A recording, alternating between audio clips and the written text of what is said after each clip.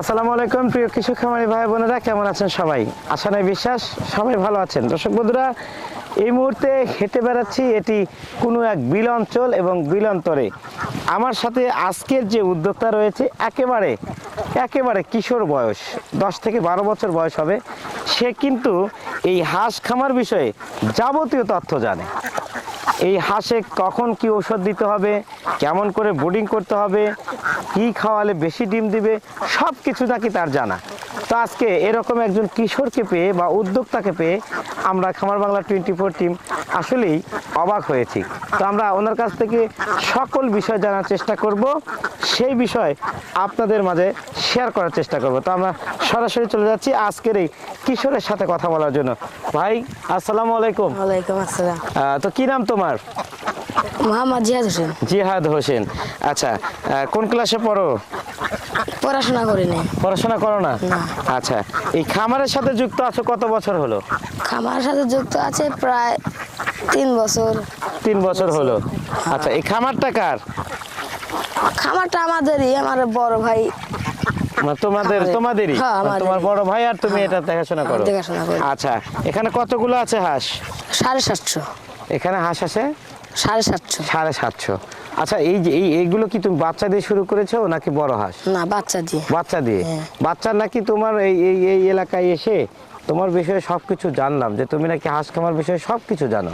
হ্যাঁ, মোটামুটি সবই জানো। জানি, হ্যাঁ। বাচ্চা নিয়ে এসে যখন প্রথম ঘরে ছাড়া হয় তখন কি কি খাবার দাও?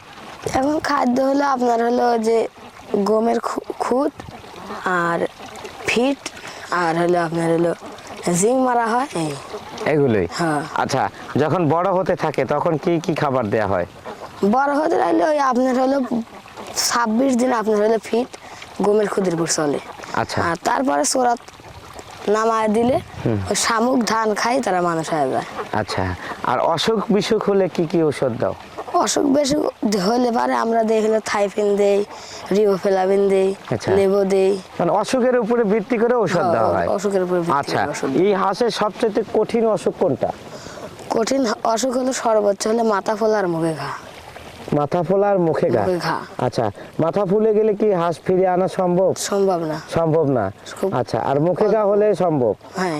আচ্ছা, এখন যে মাঠে খাওয়াচ্ছ কি খায় মাঠে? মাঠে খায় হলো ধান, শামুক, এই পোকামাকড়। আচ্ছা, এই তোমার বড় ভাই কয় বছর হলো খামার করে? বড় ভাই খামার করছে মোটামুটি 5 বছর 7 বছর। 5-7 বছর ধরে। তুমি কি লেখাপড়া করো না তাহলে? না।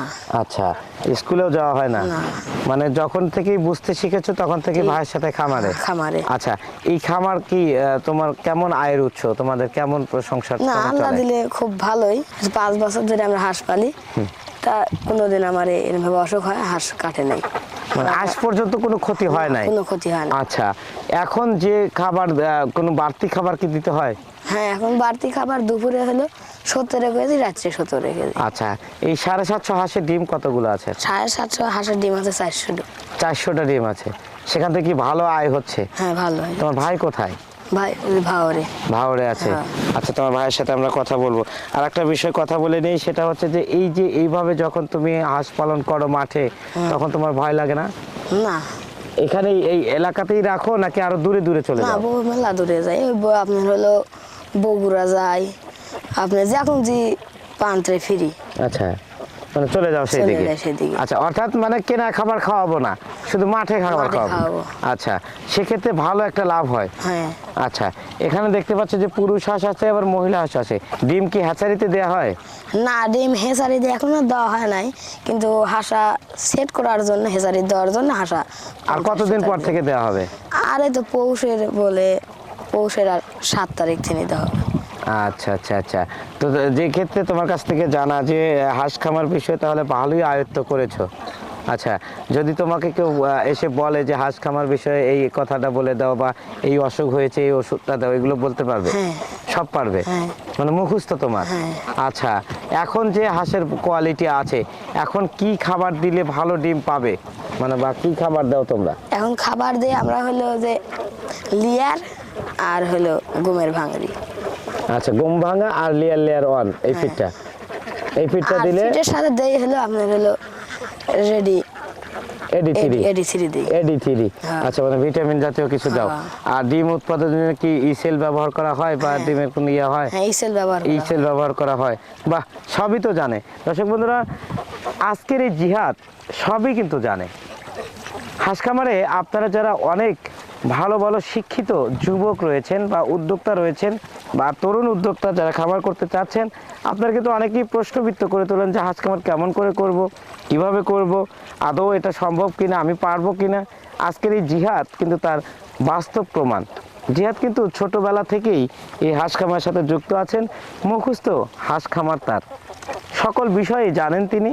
কি কি করতে হবে, কেমন করে হাঁস পালন করতে হবে, কখন কোন খাবার দিতে হবে, কি অসুখ হলে কি ঔষধ দিতে হবে, এই অভিজ্ঞতা কিন্তু জিহাদ আয়ত্ত করে নিয়েছেন। আপনাদেরও হবে।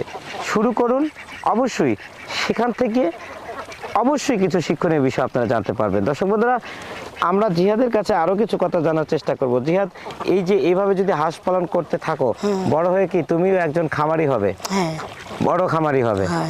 আচ্ছা, তোমার ভাই কি এভাবে হাঁস পালন করতেই থাকবে, এই কথা বলে? হ্যাঁ এভাবে যা দিন চলে দিন। অনেক ধন্যবাদ জিহাদ তোমাকে, ভালো করে হাঁস খামারের সাথে আছো এবং অবশ্যই আমরা দোয়া করি যে এটার পাশাপাশি যেন তোমার লেখাপড়াটা চালানো সম্ভব হয় এবং অবশ্যই যেন তোমার পরিবারটি আরও উন্নয়নের পথে চলে যায় এবং তোমার যেন লেখাপড়ার ব্যবস্থাটা খুব দ্রুতই হয়ে যায়। জিহাদ ভালো থাকবে, সুস্থ থাকবে। আল্লাহ হাফেজ। দর্শক বন্ধুরা, শুনছিলাম একেবারে কিশোর বয়সে হাঁস খামারের সকল আয়ত্তকারী জিহাদের কথা। এই জিহাদ হাঁস খামারের যাবতীয় বিষয় আয়ত্ত করেছেন। বড় হয়ে একজন ভালো অভিজ্ঞ খামারি হতে চান। প্রশ্ন করেছিলাম, কেউ যদি এসে প্রশ্ন করে আমার খামারে এই সমস্যা, সার্ভিস দিবে কিনা। জিহাদ কিন্তু খুব সুন্দর করে বলেছে এই খামার বিষয়ে যাবতীয় তথ্য যে কেউ চাইলে আমরা দিব এবং ওর বড় ভাইয়ের সাথে যোগাযোগ করে আয়ত্ত করে এই খামারটি পরিচালনা করেন। 750 হাঁসে 400 প্লাস ডিম তাওয়ায় জিহাদদের ভালো একটা লাভ হচ্ছে। পুরুষ হাঁস সেটিং করেছেন হ্যাচারিতে ডিম দেওয়ার জন্য। দর্শক বন্ধুরা, সব কিছুই তুলে ধরার চেষ্টা করেছি ছোট্ট আকারে। আমরা বিশ্বাস করি যে এত বড় একটি খামারের যাবতীয় বিষয় কিন্তু এই 10-12 মিনিটে আপনাদের সামনে তুলে ধরা সম্ভব নয়। তাই অভিজ্ঞতা অর্জন করতে হলে আপনাকে একটি খামারে যেতে হবে, দেখতে হবে, তার সাথে চলতে হবে, সকল কিছু আয়ত্ত করে খামার ব্যবস্থাপনায় আসতে হবে। জিহাদের মতো অভিজ্ঞ খামারি হতে চাইলে খামারের সাথে যুক্ত থাকতে হবে। দর্শক, এই ছিল কিশোর জিহাদের খামারের সফলতার চিত্রের সর্বশেষ। পরবর্তীতে আরও একটি সুন্দর এপিসোড নিয়ে আবার আপনাদের সামনে হাজির হব। সে পর্যন্ত অবশ্যই সবাই ভালো থাকবেন, সুস্থ থাকবেন। খামার বাংলা 24 খবিরউদ্দিন ভাইয়ের সঙ্গে থাকবেন। আল্লাহ হাফেজ।